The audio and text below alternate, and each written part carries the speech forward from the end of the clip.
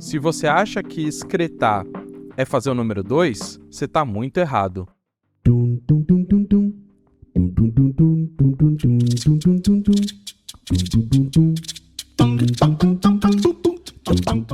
Bem-vindo, alunos e curiosos de plantão. Meu nome é Tarek e hoje nós vamos falar sobre o sistema excretor humano.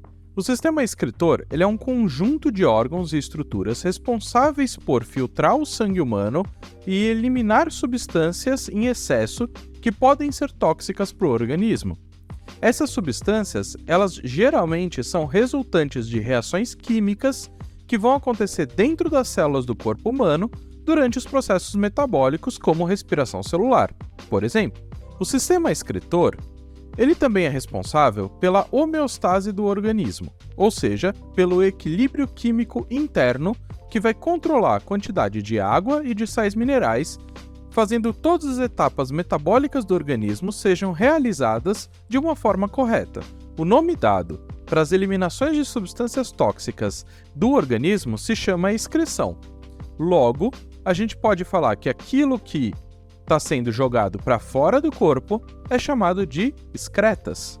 E eles vão ser principalmente eliminados pela urina, pela respiração e pelo suor. E antes que alguém me pergunte, ué, e as fezes não são? As fezes não. Porque lembra que eu comentei com vocês que só pode ser se tiver passado por dentro de etapas metabólicas da célula? As fezes passam pelo trato digestório, mas elas não entram de forma nenhuma dentro das células, então elas não podem ser consideradas excretas. Geralmente esses produtos são nitrogenados, como amônia, ureia ou ácido úrico, ou o gás carbônico. Esses produtos nitrogenados são formados quando as proteínas e os ácidos nucleicos são desaninhados, ou seja, quando eles perdem o agrupamento de amina. O gás carbônico é um outro processo que é durante a formação da respiração celular na quebra da molécula de glicose. Quando a gente está falando do sistema excretor humano, a gente principalmente está falando de um conjunto de órgãos que produz e elimina a urina, que é o líquido onde tem as substâncias que vão ser excretadas pelo organismo. Ele é formado por rins, um direito e o outro esquerdo, 2 uréteres, uma bexiga e uma uretra. Os rins são o principal órgão do sistema excretor humano. Eles vão se localizar na parte posterior do abdômen, um de cada lado da coluna vertebral. Eles possuem cerca de 10 centímetros de comprimento, com um peso aproximado de 120 a 280 gramas e têm um formato parecido com um feijão, tamanho gigante. Apresentam uma borda convexa e uma borda côncava. Na parte côncava, é possível observar uma região denominada íleo. Nesse local, entram e saem vasos sanguíneos, nervosos e também os uréteres. No rim, podem ser identificadas duas partes, uma externa e uma interna. A parte externa se chama córtex, a parte interna se chama medula.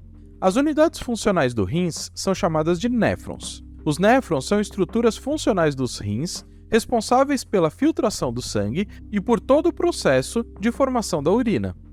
Nessas estruturas, a gente pode reconhecer regiões com funções distintas, como o corpúsculo renal, também conhecido como corpúsculo de Malpighi, que é formado por um glomérulo e por uma cápsula, que é chamada de cápsula de Bowman, além de túbulos e o duto coletor. Os néfrons, eles são classificados como corticais e justamedulares. Os néfrons corticais são aqueles que apenas uma porção adentra a medula renal, enquanto os néfrons justamedulares estendem-se mais profundamente da medula. Mas como que funciona a elaboração da urina? Primeiro, a gente precisa entender que a urina humana é composta por água, mais ou menos 95% dela, e também ureia, ácido úrico, sal e algumas outras substâncias. Então, como que ela é formada? A gente divide a formação da urina em 3 etapas. A primeira etapa é a filtração, onde inicialmente o sangue arterial chega sob alta pressão nos capilares do glomérulo, e nesse momento a pressão faz com que parte do plasma saia em direção à cápsula de Bowman. O segundo momento se chama reabsorção. No trajeto do filtrado glomerular pelo túbulo contorcido proximal, ocorre a reabsorção de grande parte da água e outras substâncias, como toda a glicose, todos os aminoácidos, todas as vitaminas e grande parte dos sais, que retornam ao sangue e aos capilares do néfron. A terceira fase é a eliminação ou a secreção.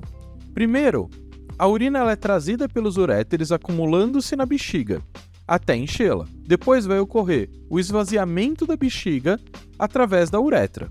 Um fato curioso que a gente tem que relacionar é que cerca de 180 litros de fluido de plasma são filtrados durante o processo de formação da urina. Porém, só 1 ou 2 litros de urina são excretados diariamente.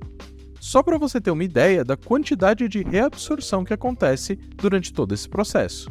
Como eu falei, além dos rins, nós temos os uréteres, que são dutos que levam a urina do rim para a bexiga. São encontrados em nosso corpo 2 uréteres, um para cada rim. Em média, os uréteres têm de 25 a 30 centímetros de comprimento e de 4 a 5 micrômeros de diâmetro. A bexiga urinária, também chamada de bexiga, ela é responsável por armazenar a urina. Ela pode armazenar em média 300 ml de urina, mas geralmente quando você está em torno de 150 ml, a gente já começa a sentir aquela vontade de fazer xixi. Vale lembrar que existem alguns animais que não têm bexiga urinária, e a gente vai falar sobre eles na aula de excreção dos animais. Por fim, nós temos a uretra, que é o tubo responsável por levar da bexiga para fora do corpo. Nos homens, a uretra também é o local por onde o sêmen é expelido durante a ejaculação. Já nas mulheres, esse órgão vai se referir apenas ao sistema excretor. Outra diferença é que a uretra masculina ela é maior que a uretra feminina, uma vez que ela vai passar pelo interior do pênis. Mas é claro que as excretas não são só urina. Nós temos também o suor, que é uma outra forma do corpo eliminar as substâncias desnecessárias tóxicas ao organismo. Os órgãos excretores, nesse caso, são as glândulas sudoríparas, que são células epiteliais presentes na pele que estão espalhadas por todo o corpo. É importante a gente ressaltar que o suor ele não está relacionado apenas à excreção. O ser humano ele é homeotérmico, ou seja, ele é capaz de manter uma temperatura constante no corpo. E para isso ocorrer, ele precisa ter algumas formas, alguns mecanismos para que essa temperatura seja regulada. E uma delas é o próprio suor. Nesse processo, são eliminados cloreto de sódio, ureia, ácido úrico e água.